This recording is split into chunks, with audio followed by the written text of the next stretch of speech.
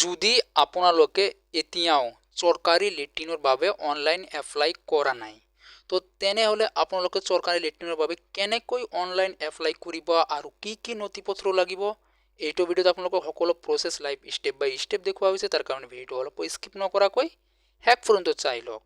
যদি আপোনালোকে মোৰ চেনেলত প্ৰথমবাৰৰ কাৰণে ভিজিট কৰিছে চেনেলটো অৱশ্যই ছাবস্ক্ৰাইব কৰি দিব। ছাবস্ক্ৰাইব কৰাই দিয়াৰ পিছত এটা বেল আইকন আহিব, আপোনালোকে এইটো ক্লিক কৰি দিব। তো ফাৰ্ষ্টত আপোনালোকে এই ফৰ্মটোলৈ মন কৰক। আপোনালোকক মই ভিডিঅ'ৰ লাষ্টত দেখাই আছোঁ এইটো ছাইডত আপোনালোকে কেনেকৈ আহিব। তো এইটো ছাইডত অহাৰ পিছত আপোনালোকৰ সন্মুখত এনেকুৱাকৈ এটা ইণ্টাৰফেচ শ্ব' হৈ যাব। তো ইয়াত আপোনালোকৰ ষ্টেটটো অট'মেটিকলি আহি যাব। তাৰপিছত ইয়াত আপোনাৰ যিটো ডিষ্ট্ৰিক্ট হয় আপোনালোকৰ ডিষ্ট্ৰিক্টটো ইয়াৰ পৰা বাছনি কৰি ল'ব। মই আগতে আপোনালোকক কৈ আছোঁ ভিডিঅ'টো অলপ দীঘলীয়া হ'ব, তো আপোনালোকে ভিডিঅ'টো স্কিপ নকৰিব। তাৰপিছত ইয়াত আপোনালোকৰ যিটো আছে ব্লক নাম, আপোনালোক ব্লক নামত চাপ দিব। দি আপোনালোকৰ ব্লক যিটো হয় আপোনালোকে ব্লকটো ল'ব। তাৰপিছত ইয়াত চাপ দি আপোনালোকে গ্ৰাম পঞ্চায়ত যিটো হয় গ্ৰাম পঞ্চায়ত ল'ব। তাৰপিছত ইয়াত আপোনালোকৰ যিটো আছে ভিলেজ নেম দিব, আপোনালোকৰ যিটো ভিলেজ নেম হয়। তাৰপিছত হেভিটেশ্যন নেম আপোনালোকে চিলেক্ট হেভিটেশ্যনত ক্লিক কৰি আপোনালোকৰ নৰ্থ হয় নে চাউথ হয় আপোনাৰ হিচাপত দি দিব। তাৰপিছত ইয়াত এটা বস্তু মন কৰিব, ইয়াত আপোনাৰ কি আছে name of the applicant as per Aadhaar card. আপোনালোকৰ আধাৰ কাৰ্ডত যিটো নাম আছে ইয়াত আপোনালোকৰ ছেম টু ছেম ভৰাই আপোনালোকৰ আধাৰ কাৰ্ড নাম্বাৰটো ইয়াত বহাই ইয়াত টিক মাৰ্ক দি আপোনালোকে কি কৰিব ভেৰিফাই আধাৰ নম্বৰত ক্লিক কৰিব। যেতিয়া আপোনালোকে ভেৰিফাই আধাৰ নম্বৰত ক্লিক কৰিব তেতিয়া আপোনালোকৰ আধাৰ কাৰ্ডটো ভেৰিফাই হৈ যাব।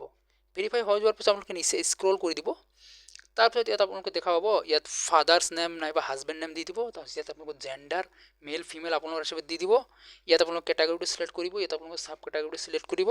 তাৰপিছত কাৰ্ড টাইপ আপোনাৰ APL নে BPL আপোনালোকৰ হিচাপত চুজ কৰিব। তাৰপিছত আপোনালোকৰ BPL হয় তেনেহ'লে আপোনালোকৰ BPL কাৰ্ড নম্বৰটো ইয়াত ভৰাই দিব। তাৰপিছত আপোনালোকৰ এটা ৰেজিষ্টাৰ মোবাইল নম্বৰ, আপোনালোকৰ মোবাইল নম্বৰ যিটো এনি টাইম এক্টিভ থাকে ৰিচাৰ্জ থাকে এই মোবাইল নম্বৰটো ইয়াত দি দিব। তাৰপিছত আপোনালোকে অলপমান নিচে স্ক্ৰল কৰি দিব। তাৰপিছত আপোনালোকৰ ইয়াত যিটো এড্ৰেছ আছে আপোনালোকে এড্ৰেছটো দি দিব, আধাৰ কাৰ্ডত যিটো এড্ৰেছ আছে দি দিব। দিয়াৰ পিছত আপোনালোকে ইয়াত এটা দেখা পাব যে tension C bank account details. তো আপোনালোকে এইটো ভালকৈ ভৰাব।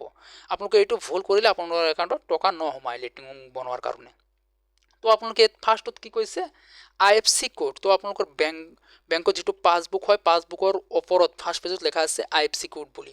তো আপোনালোক IFC কোডটো ইয়াত ভালদৰে বহাই তো আপোনালোকে কি কৰিব যিকোনো এটা হোৱাইট ইয়াত আপোনালোকে ইয়াত হওক বা ইয়াত হওক আপোনালোকে এটা চাপ দিব। চাপ দিয়াৰ পিছত আপোনালোকৰ IFC কোড অনুযায়ী আপোনালোকৰ যিটো বেংক একাউণ্ট হয় এইটো আপোনালোকৰ অট'মেটিকলি আহি যাব। আপোনালোকৰ ব্ৰাঞ্চ নেমটো অট'মেটিকলি আহি যাব।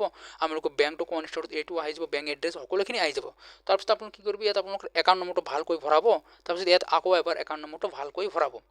ভৰাই আপোনালোকে ইয়াত দেখা পাব scan first page of passbook. তো আপোনালোকৰ যিটো বেংকৰ পাছবুকৰ যিটো ফাৰ্ষ্ট পেজ আছে আপোনালোকৰ এইটো ইয়াত আপলোড কৰিব লাগিব। এইটো কিমান কেবিৰ ভিতৰত হ'ব লাগিব ইয়াত আপোনালোকে 200 কেবিৰ ভিতৰত এইটো হ'ব লাগিব। PDF নাইবা JPG নাইবা JPG নাইবা PNG। তো আপোনালোক 200 কেবিৰ ভিতৰত ইয়াত চুজ ফাইলত দি আপলোড কৰি আপোনালোকে এপ্লাইত ক্লিক কৰিব। যেতিয়া আপোনালোকে এপ্লাইত ক্লিক কৰিব আপোনালোকৰ এপ্লাইটো হৈ যাব। তো আপোনালোকৰ এপ্লাইটো হৈছে নাই আপোনালোকে এইটো কেনেকৈ চেক কৰিব, তো আপোনালোকে নিচে স্ক্ৰল কৰি দিব। তাৰপিছত ইয়াত আপোনালোক কোণত দেখা পাব 3 ডট বুলি এটা অপশ্যন আছে। 3 ডট বুলি আপোনালোকে 3 ডটত ক্লিক কৰিব। ক্লিক কৰাৰ পিছত আপোনালোকে এটা অপশ্যন দেখা পাব, এটা অপশ্যন আছে দেখা পাব ভিউ এপ্লিকেশ্যন। তো আপোনালোকে ভিউ এপ্লিকেশ্যনত ক্লিক কৰিব। তাৰপিছত আপোনালোকৰ যিমানখিনি আপোনালোকে এপ্লাই কৰিছে লেট্ৰিনৰ কাৰণে তো আপোনালোকৰ সকলোখিনি ইয়াত আহি যাব। তাৰপিছত এতিয়া আপোনালোকে ট্ৰেক ষ্টেটাছত আপোনালোকে ক্লিক কৰিব। আপোনালোকৰ সন্মুখত এনেকুৱাকৈ আহি যাব এপ্লিকেশ্যন ষ্টেটাছ। তো ইয়াত আপোনালোকৰ নাম শ্ব' হ'ব, ফাদাৰ্ছ নেম শ্ব' হ'ব, একাউণ্ট নম্বৰ শ্ব' হৈ যাব, বেংক একাউণ্ট নেম শ্ব' হ'ব, IFC কোড শ্ব' হ'ব, কেটাগৰী জেণ্ডাৰ ইয়াত সকলোখিনি ইয়াত শ্ব' হৈ যাব। তো আশা কৰিছোঁ আপোনালোকৰ ভিডিঅ' ভাল লাগিছে। ভিডিঅ' ভাল লাগে লাইক কমেণ্ট শ্বেয়াৰ আৰু চেনেলটো ছাবস্ক্ৰাইব কৰি দিব। Bye bye.